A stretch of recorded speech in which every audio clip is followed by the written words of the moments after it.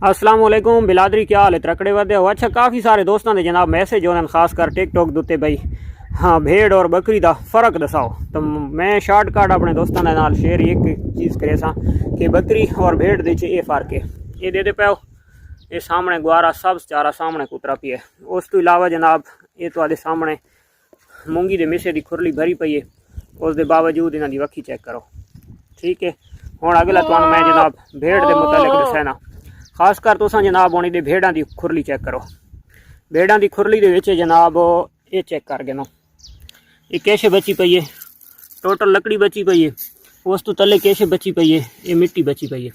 ठीक है, भेड़ ते बकरी दे विच ये फ़र्क है। अगर तोल का हिसाब लवां तो शायद आधा किलो पर डे दे विच भेड़ ज़्यादा खा वैंदी है, लेकिन अगर उससे जी चारा है तो उसकी अगर प्राइस की गल करा तो भेड़ 20 रुपये कम अज़ कम बकरी तो कम खाँदी है, क्योंकि वह नॉर्मल डाइट खा गई है। उस तो इलावा जनाब इत्थे जितना भी चारा पैसो भेड़ इसनू साफ कर छुड़े सी और बकरी ये जियां साफ सुथरा चारा भी बचा के खलोरा सी। तो ये असल दे फ़र्क है। उस तो इलावा चारे दे ग्रेजिंग दे ये फ़र्क है कि हुण भेड़ां सारियां ग्रेजिंग दे गई हुई हैं।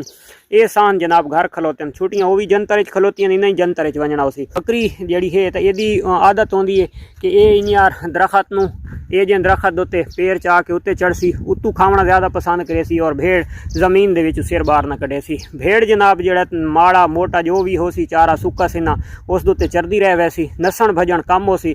और बकरी जड़ी हो सी साफ सुथरा खा सी और खास कर उत्ते खावन की ज़्यादा कोशिश करे सी और तलवे पासे इतनी मेहनत नाल न खा सी जितनी मेहनत करके ते भेड़ खा ली है। उस तो इलावा जनाब सुबह के टाइम दे विच खास कर जी बकरी हो सी वो खुश्क खावना ज़्यादा पसंद करे सी और भेड़ दे विच कोई टेंशन कोनी। चाहे तुसां गिला चारा है यानी कि त्रेल है उस पई हुई है तो उस वात भी ग्रेजिंग कर गिननी है।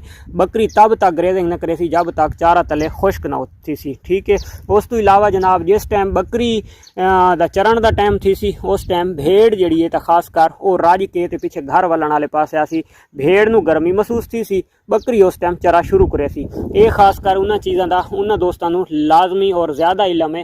खास कर जेडे दोस्त रेवड़ वाले और उन्हें रेवड़ वालों को दोवें किस्म दी ब्रीडा मौजूद हैं, भेड़ा भी मौजूद हैं और बकरियां भी मौजूद हैं। इस चीज़ उत्ते तुसीं फोकस करे सो तो इंशाअल्लाह तुहानूं काफ़ी सारा इस चीज़ दे विच नॉलेज मिल वैसी। बकरी वास्ते कोशिश करनी है कि चारा सो अगर सब्ज तुसां पैंदे पे हो तो वत उस दे ओस ना होवे, गिला ना होवे। तो भेड़ वास्ते कोई परेशानी कोनी, जे जियां चारा भी आ वने तो भेड़ खा घेनना है। तो ये जनाब फ़र्क है भेड़ और बकरी दे विच।